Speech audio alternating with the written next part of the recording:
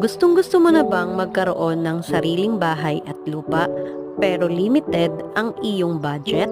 Check mo itong unit natin dito sa Apex Homes. Pwede mo makonsider ang ganitong townhouse unit at meron itong sukat sa lot area na 36 square meter to 60 square meter.